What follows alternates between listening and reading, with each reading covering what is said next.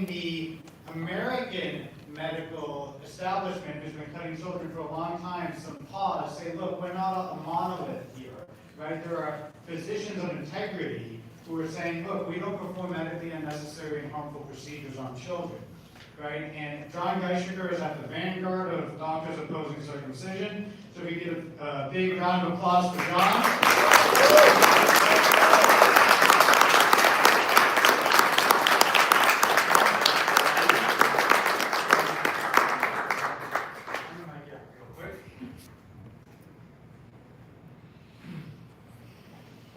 While he's doing that, I want to mention these glasses are basically cosmetic. I was trying for a T.S. Eliot / Sigmund Freud look. Yeah, so this is it. I had a big one. Right. I got this slide here so you know that Doc is not just a one-man band run by a fat guy in somebody's basement. It's actually a real group of real people, and this is not even the full board. We have 2 board members here who didn't make it to this slide. Zenas Bayer up here, attorney from North Dakota, and where is Dr. Leaf? Quick break. What do you think? Dr. Leaf was here. He's got the ponytail from Alaska. He didn't make it on here either. But yeah, this is our group. And I've been the founder. I was not the founder. I came in the year 2000, 5 years later, but I've been either the doc board member or the doc director for 25 years. And basically, we have a website, which is a good, I think, nicely balanced professional website. No yelling, no screens, no name calling. The idea was to stick with medicine, stick with the facts, because the facts on circumcision are pretty easy to come by. Good facts. And by the way, the bad boys in the 19th century who invented this were very proud of their work. So you can find a magnificent supply of really terrible pro-circumcision literature. If you care to read it, it's a melancholy read. Go to our website sometime and see what's going on. So here's our doc daily tasks. Let me step up on the stage here. I'm trying to make myself not fall off. So here's our doc daily tasks. And by the way, that's my first computer there on the left. Nice. Honest to God, this is the old man thing, right? That's actually my first cell phone. And our phone number, I have 2 of my sisters here, Elizabeth and Addie. Oh, yeah.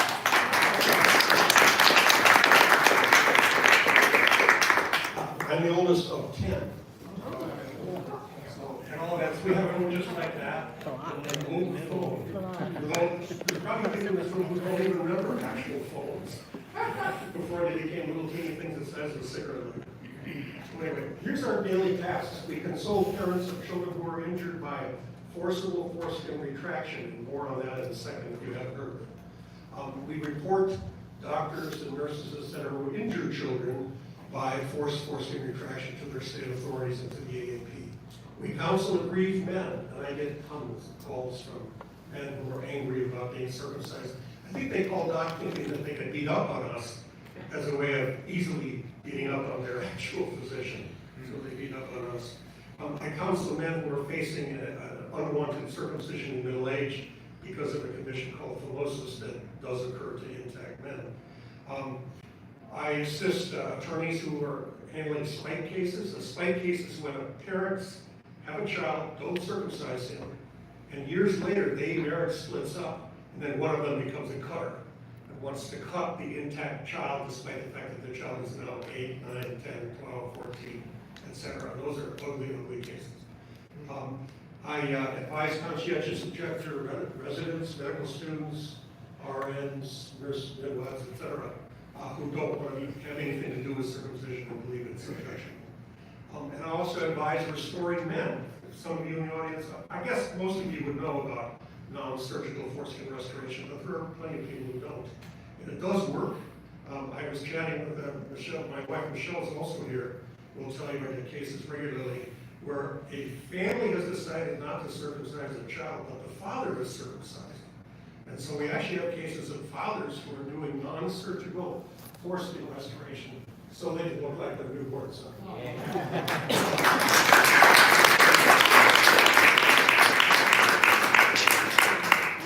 You gotta admit that's kind of cool.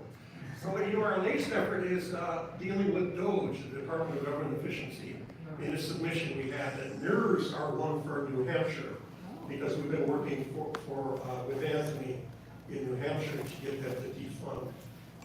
So let's check it out. So I have, just for fun, I have a trivia question. And if you know the answer, don't tell anybody, because it actually is kind of fun. What is the connection between breakfast cereals and circumcision? I know the answer, but I'm not gonna say it. Don't yell it out. Don't yell it out. It's actually slightly more complicated than it would seem. Think about it. Donor does so hard. Anyway. Okay, here's our latest effort. Next is Obergrubenführer Musk. It's students in 1939. And we're hoping that despite dancing with the devil, we might actually get them to help along our mission while he unfortunately damages other people's missions. So here's our latest effort. We made a submission to the Department of Government Efficiency, the Eisenhower Executive Building, to Musk personally. And I don't know if the guy Big Balls opens the mail. I mean, anybody that focused on his genitalia would surely have an interest in the issue. So I hope you read our submission, which was very short. It's an easy 2 pages, absolutely easy stuff. This is the top of the letter we sent on the 8th of February. And we did get a reply back from those saying they received the message. I mean, I assume it's a robotic reply. It didn't have any sense that it was personal at all, but I think that they have it, at least in a pile marked, let's look into this to save money. That's maybe, I would even count that as a win. So here we are. It fits, by the way, with something somebody mentioned earlier about a presidential order that has since been enjoined by, I guess, 2 federal judges. Who mentioned that this had been enjoined? Yeah. Washington and, somewhere else. Washington here on Washington State. Yes. And somewhere on the East Coast. Yeah, anyway, here is the executive order. That's the exact copy of it. Protecting children from chemical and surgical mutilation. And the quote that I picked out of it, and that some of you have already noted, is attempts to alter or remove an individual's sexual organs to minimize or destroy their natural biological functions. Now, obviously, that was aimed exactly at trans surgeries of any kind. But it also neatly fits, I mean, circumcision neatly fits within that clause, you have to admit. So that was my hope for the letter. That was the first thing to mention, hoping that they would go, yeah, that does fit with our mission. And if you need to look it up, there's the URL. By the way, anybody who wants this set of slides, TOC does not patent our material or copyright it. If you ask me for a set of slides for any presentation I've done in the last 25 years, it's yours for the asking. So anyway, these are the things we mentioned in our submission. There's actually a study that shows that boys who are circumcised need more medical care just as a result of their circumcision than boys who are left intact. In other words, the notion that an intact penis is endlessly troublesome causes visits to the doctor, and then in countries where they aren't circumcised, men are always walking around holding their diseased crotch. It's simply not true. We argue that it's cosmetic only, and I appreciate that there's lots of complications with the word cosmesis, with rhinoplasty being kind of a classic example. I did mention we threw in that South Africa actually forbids circumcision under the age of 16 without medical necessity. But unfortunately, it's largely ignored. The law it might as well not exist for all practical purposes in South Africa. But I don't know that Elon Musk has thought much about that in years. We are outliers, you all know, worldwide.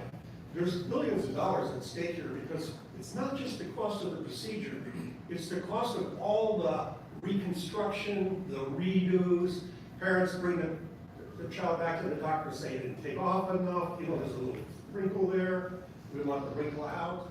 And so there's an awful lot of money being spent in things other than the initial procedure. And that includes a gray market for the tissue to make women's cosmetics and a remarkable amount of fraud. The morbidity is unknown. Even the American Academy of Pediatrics agrees that nobody knows what the true morbidity, the true complications cost is for circumcision. Even in their 2012 statement, they freely admitted they had no idea what was going on there. And also, a recent Canadian study affirmatively put to sleep the notion that you can prevent HIV by circumcising. The Canadian study showed zero correlation between circumcision and prophylaxis for HIV. Well, Just a rough thing on cost, somebody else mentioned that too, but, so there's 2 million boys born a year, not, maybe more like 1,900, or 1,900,000. 50% of them avoid circumcision nationally, roughly. The percent of people on Medicaid is 45% approximately, so we're really only talking about $450 million of savings, but that's just the procedural savings. That has nothing to do with all the much more expensive stuff that's going on with redos and reconstruction surgery, etc. So there's also a study from Utah that shows an 11.5% morbidity or complications rate, which was a huge surprise even to the authors who had expected 1 or 2%. 11.5% for a procedure that's unnecessary is horrifying in medical terms. I mean, if it were a heart transplant morbidity of 11.5%, people would question it. So what about an 11.5% morbidity for a surgery that's utterly unnecessary and arguably destructive? So that's a terrible statistic. I'm getting advanced. Here we go. So just for fun, I happen to be watching, my wife and I are fans of watching Jimmy Kimmel in the evening. And no, it wasn't Kimmel, it was Stephen Colbert. Stephen Colbert had a thing in which he did a clip of Trump mentioning the word circumcision in a discussion, a public discussion with Elon Musk about cost savings. And even Trump was kind of surprised now. People have since written me and said, no, John, it wasn't your letter to Doge. Don't give yourself airs here. It might have been. It's probably the mention of the African, that 27 million Africans circumcised for fundamentally dishonest reasons in my opinion.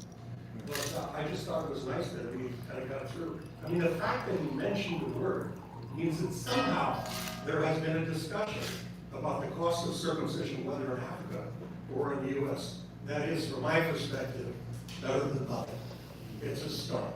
It's you know the way we need to go. Okay, well, apropos of incremental solutions, our last speaker, talking about incremental solutions rather than taking the thing head on.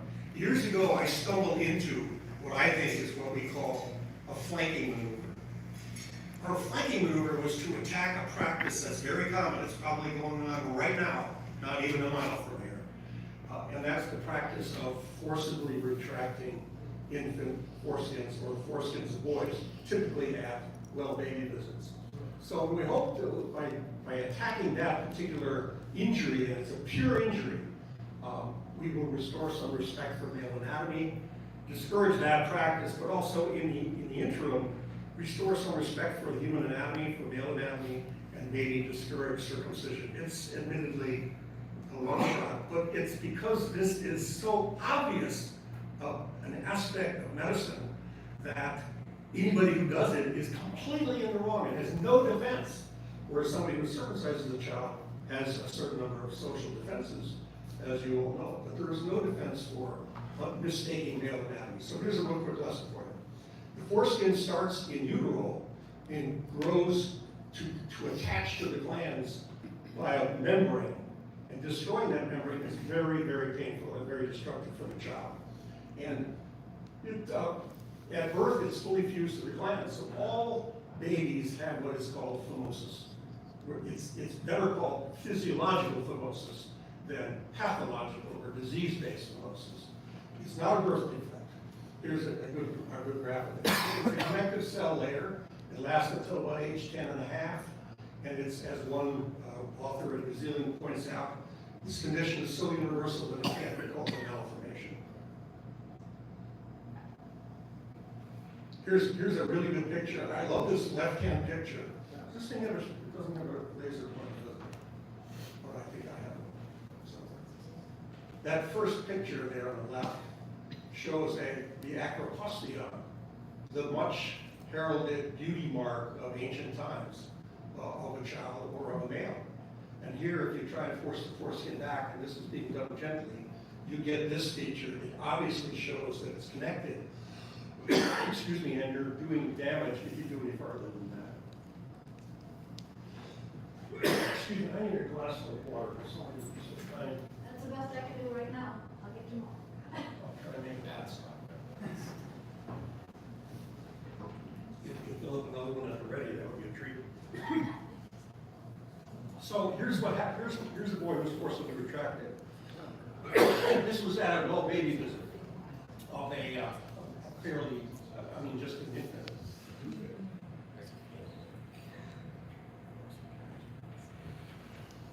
And it comes from a 19th century idea that redundant foreskin, that is a long foreskin, and the fact that it was attached to the glands was considered a disease. It was called an adherent prepuce. And it became immortalized at ICD, International Classification of Disease, and its latest iteration, or second last iteration, was ICD 9605, saying that this is a disease. So, in other words, as a physician or a nurse, you can bill for attending to a boy who has natural anatomy if you're smart enough to cite this particular part of the International Classification of Disease. Is it still in ICD now? Yep.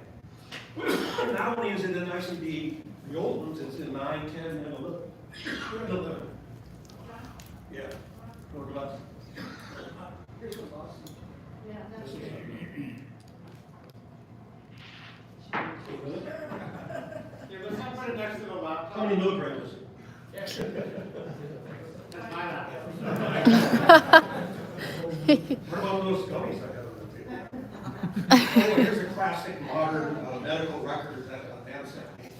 He was born a term newborn male, and he has congenital phimosis. Poor baby. We need to perform a surgery, so let's do a circumcision. This is very common. This is found in millions of medical records. Probably the medical records of some of you right here in the audience. So, again, Avery's Neonatology in 2005 has a straight quote, and I won't read it. I'll let you read it for a second while I try to grab a little bit more water. It is interesting, isn't it? This is the clearest admission of ignorance in the American medical literature. Just a marvelous quote. I quoted it 100 times at least.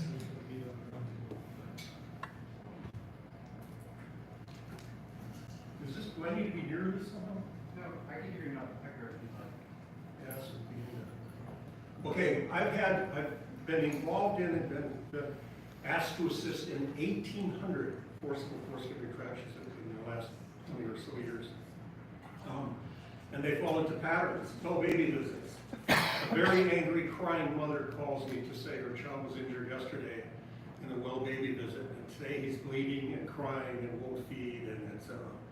And I just don't understand how, as a physician or a nurse, you could get a child at a well baby visit. He's already smiling and happy and healthy. This is a routine thing. And now the mother brings him back home, the parents bring him back home, and he's injured. I mean, how can that be modern? I'm utterly baffled by it. I mean, it nearly brings me to tears every time when I get these things. Mostly the child is under 3 years old. Mostly the parents were demeaned for negligent hygiene. 100% of them get bad and injurious hygiene advice for their child, saying he should be clean, pulled back and clean in the bathtub. Bathtubs are not clean. They're vaguely even sanitary. You're putting a child in the bath who's not diaper changed, there's fecal material flowing all over the bathtub. I mean, you can't see it, but it's there. And also the parents who are obliged to physically restrain the MD or RN. I've actually had 2 cases, and I think those of you who were in Atlanta a few years ago may remember me saying this. I've had 2 cases of mothers who had a purse that has a back pocket for a pistol, and they were armed at a well baby visit because they were afraid their child would get forcibly retracted. Now, I have not been in the practice of encouraging parents to pack heat at well baby visits, but it gives you an idea of the sort of protective instincts that mothers will have against physicians damaging their child. So, yeah, I haven't had too many of those lately. Once again, this guy's. Okay, here's the answer to your trivia question. Did you get it? Yeah. The connection between breakfast cereal and circumcision is the following. Yeah. John Harvey Kellogg, some of you will know, especially those of you who participated in in the Bloodstained Men. John Harvey Kellogg believed that circumcision was harmful, that sex was harmful. He believed circumcision should be made painful, and he believed that cornflakes would control passion.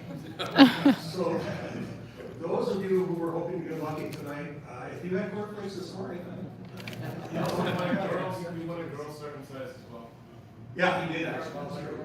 But anyway, he also had colleagues. Reverend Sylvester Grain, who invented the grain cracker, was also a believer that bland cereals and his crackers would prevent excess sexual behavior.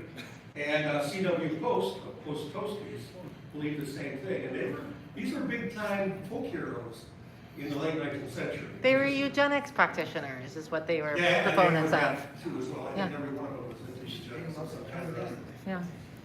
All right. So just for fun, I'm going to conclude here, but just for fun, if you have a moment sometime and you can't think of what to watch, go get the movie Road to Wellville.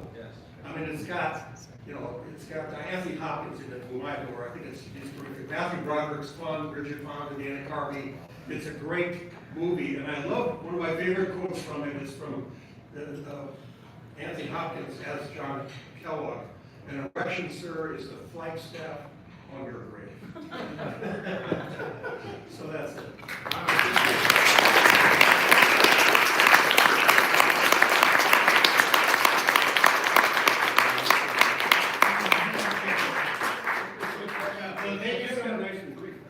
Nailed it. Thank you so much, John. So That was the 20-minute version of the 90-minute version. Yeah. Thank So you. anyway, we're gonna open the floor to questions. Let's start your hand first, Carl, and I'm gonna come to you, Doug, and then we'll work over down the road. Not such a question, but I thought you'd be interested in hearing a small story about how forced retraction is dealt with in other countries. Yeah. As a citizen of 3 countries, the Republic of Georgia through my marriage to my Georgian wife, my son was born in Georgia in 2013. The state of Georgia. No, the Republic of Country of Georgia. Georgia. Okay. Yeah. And in Georgia, after you take your child home from the hospital, about 3 or 4 days later, they send a doctor to the home for a visit. And it was an older woman, so she checked over my week-old son or whatever, and she took the diaper off, and I was worried she was going to retract him. And I said, Jen, no, please don't retract him. She reassured me, oh goodness no, I couldn't do that. If for some reason we had to look under his foreskin, only a surgeon could do that. Oh, wow. And here in the United States, parents are encouraged to do it themselves. I know, it's terrible. Yeah, well, thank you, Carl, yes. Well, there was one standard medical practice, to be fair. Yeah. Well, another anecdote of how the United States is a huge outlier. Doug, I saw your hand up. Okay, yeah, thanks. I think the thing you had a phone conversation when I was doing, John actually helped me out during my info for litigation in San Francisco. So a quick question, you told me I got a joke here for you. You told me how the circumcision leads to ED, right? Things like that. So you and I call that now? Donors without donors? Oh, yeah. I have a gay brother who teases me. He says, how's your pro boner work going? I always say, no, how's your field work going? I was curious if any effort or thought has been put towards getting this into the discourse in the medical community via conferences, journals. I've tried.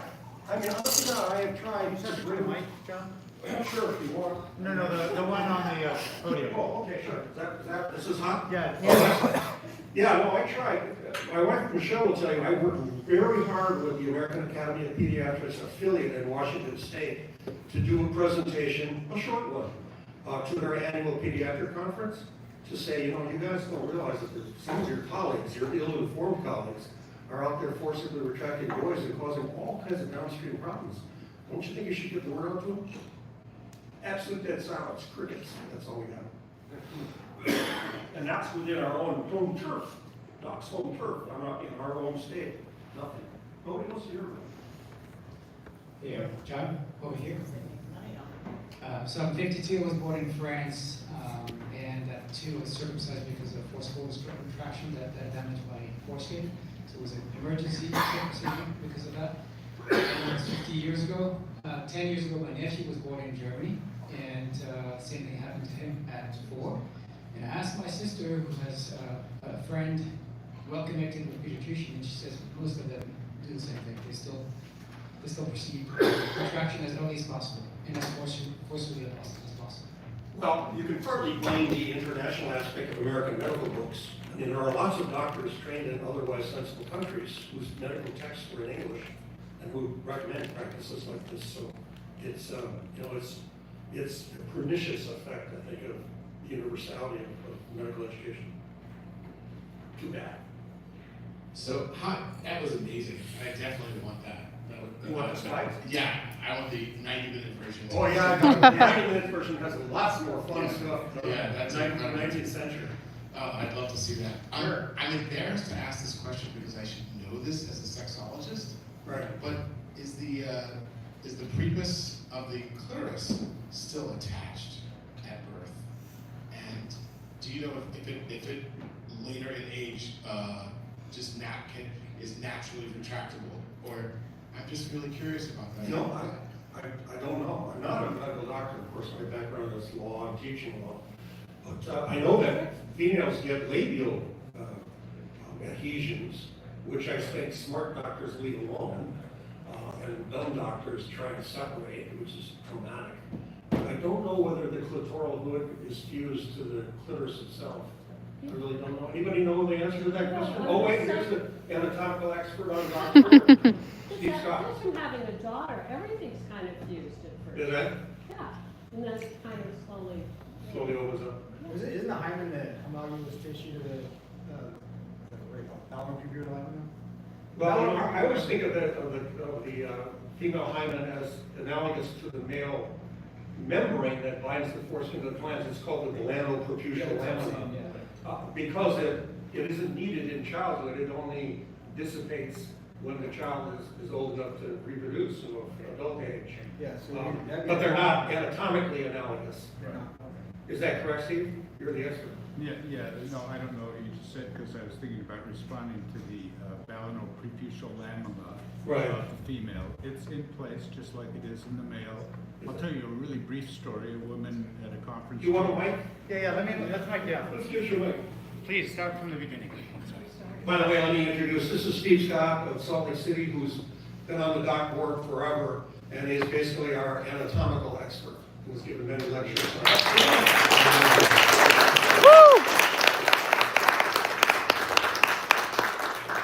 When I first named this thing that we're talking about, the so-called adhesions, I called it a balano-preputial membrane, which was an error. Well, membrane's a two-sided thing, right? Exactly, and it's permeable usually, and this is not the case with what is really called the balano-preputial lamina. It comes from the same word as lamination, where you have things stuck together. And it's an epithelial layer. Yeah, cells, right? its creation is really complex and really interesting if you look at embryology. But yes, the female has a balano-preputial lamina, just like the male does. And I'm going to tell you a brief story. A woman wanted to relay this information to me. Her husband came in from washing the car and had some gloves on from washing his car. Came into the kitchen with his hands up like this, and the daughter went into hysterics. Excuse me for using that word. Went nuts. And she was quite sure that it had to do with her primary care physician that forcibly retracted the prepuce, if you will, of the female, destroying the balano-preputial lamina of the female, which was extremely, as you know, very painful for very good reasons. And just seeing Father walk in that stance with gloves on reminded the child of the event, and the child went crazy. So yeah, it exists, and the evolution as the female's preputial, as the female's hood, they call it, which is really That's the foreskin. it's really analogous to the foreskin of the male. Some of these things are not homologs; they're analogs. They don't perform the same function. But anyway, yes, it's present in males and females. And if you look at the embryology, it's very clear that these things happen for a very good reason, and it's a very complex process. It's amazing that so many individuals are born without distortions in their anatomy, because it takes a lot of chemical and biological processes to develop these very freaking important structures. So anyway, lamina is the word that we should be using, usual lamina. And, so when I see people referring to balanopreputial membrane, I know that they've read my earlier literature and just using just as I did. I corrected myself years ago based on our work. So what Dr. Steve Scott, right, was saying is actually exceptionally important, and I was thinking, okay, how does it relate to this case? Sarah, do you want to discuss kind of? Oh, I mean, I could. I actually just wanted to ask a follow-up question to Dr. Steve. Whether there's a distinction between the corporal preface and the corporal hood. I've seen a distinction in some of the papers I've read. You're talking about the function of the corporal hood relative to the prepuce in the male? The prepuce in the female, I've seen it referred to as the corporal prepuce is a separate structure from the corporal hood. Is that true? Or is that not? I've never heard anything like that. No. But I will tell you something. I'll tell you something about the female anatomical configuration. According to Chris Cole, a pathologist, the female is highly invested on the interior surface of the preputial hood, or the female prepuce. It is also the glans clitoris of the female is also highly invested with Meissner's corpuscles, these sensory organs that are register fine touch, sensibility. They've been referred to as the erogenous nerve endings of Meissner. Meissner's the guy that first identified them. So this prepuce of the female, the inner surface is loaded with Meissner's corpuscles, just like the inner surface of the male's foreskin. But the glans clitoris, we talk about the clitoris, but as you know, the clitoris is the counterpart of the penis. So when we're talking about clitoridectomy, that is not what happens. It's a clitoral balanectomy to begin with. But anyway, the male's glans penis has been referred to throughout history as the dumb organ because it's invested largely with nerve endings that sense pain and extremes in temperature. So the head of the male's penis is not analogous to the head of the clitoris of the female. And so this hood is actually a continuation of the two frenula of the female. The theory being that this is stimulating the female through this contact between these two planes, as opposed to the male where all the goodies are in the foreskin, and it's really the head of the penis that's facilitating the stimulation of the foreskin. So you could say that, number one, because this is a male-dominated profession, they call the labia minora that is continuous with the hood of the head of the clitoris. I'm sorry, I lost my train of thought. But the bottom line is that the females, for very good reasons, the stimulation that occurs in the female, sexual stimulation, is a function of, as the labia minora pull down on the frenula of the female, it excites the stimulation between these two planes, which is quite distinct from the male, where you've got the head of the penis of the male as a dumb organ, and all the goodies are in the foreskin. So fascinating. So, well, thank you, Dr. Scott. And those of you on the live stream, we missed that important description, but we have it professionally filmed, so we'll push that out. I'll come to you in 1 second, Michelle. So what I was kind of getting at is when Dr. Scott was talking about how these structures are not just homologous, but analogous, is that correct? That they're actually closer in function and in their embryological development. Well, the actual organ constitutional law, we'll discuss a little bit tomorrow, but you actually have to have specific biological distinctions to discriminate on the basis of sex. And the more similar the tissues are, the more unconstitutional it is to treat them differently. So, it's really important to have people with your expertise to kind of describe, maybe to the court, maybe if you're going to be an expert witness, kind of why these structures are so similar. We're not putting you on the spot right now, but something future. I'll tell you that I'm not a doctor, and therefore I couldn't be called on to testify because I could be impugned by simply asking me a few questions that I already had the answer to.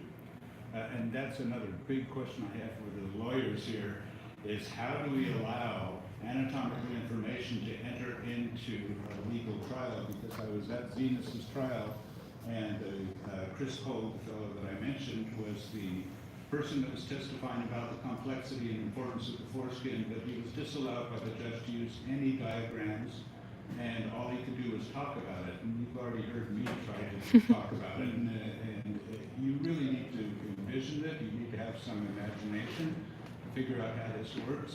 It's really difficult to talk about this issue on the radio.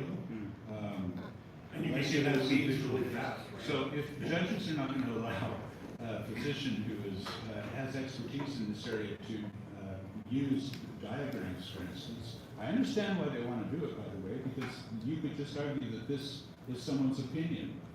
So it's really important that when you go to trial, by the way, this forcible retraction is the low-hanging fruit. This is where you guys can make a lot of money, because the policy of the American Academy of Pediatrics for decades has been do not retract the infant's foreskin. It causes pain, bleeding, lesions, and infections.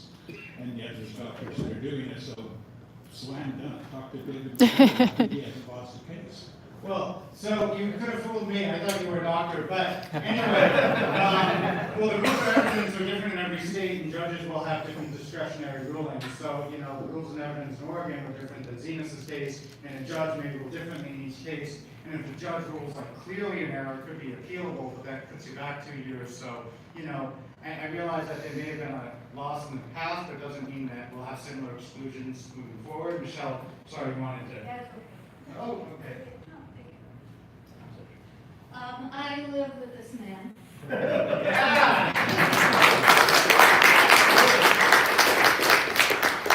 do have a certificate here. And so I've been listening to the things for many years, but in the morning, usually the first thing John does is goes to his computer and says, people need help about their having circumcision. Mothers that call and say, what happened? Why is my baby bleeding? And it's just kind of really sad that these are happening. But mostly it's moms. Sometimes dads call and they say, they are, what asshole did this for my child? Okay. But it's really nice that they have someone to go to, and John helps them what to do.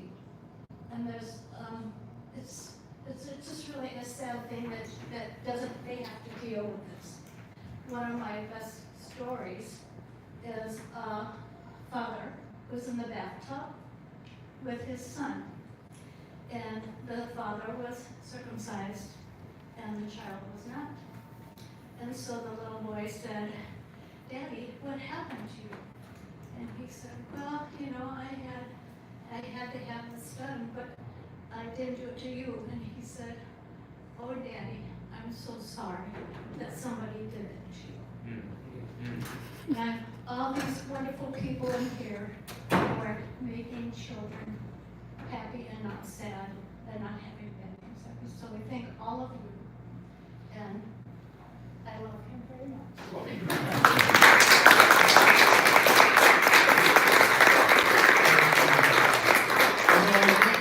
That is a wonderful note to end on for John Geisheker and his long-standing dedication to the movement of protecting children. So thank you, John. And it's my understanding that you're also supporting the Oregon Equal Protection litigation. I am. Doc has donated $10,000.